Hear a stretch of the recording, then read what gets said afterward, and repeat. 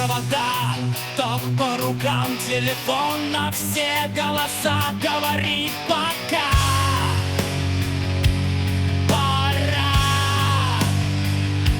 И пальто на гвозде, шарф в рукаве и перчатки в карманах шепчет: подожди до утра.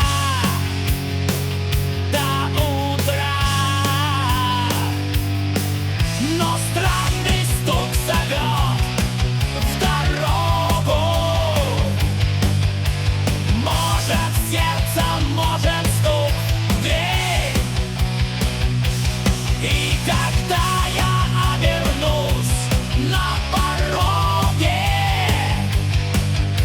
я скажу одно лишь слово: верь. И опять на вокзал, и опять к поездам, и опять проводник выдаст белье и чай.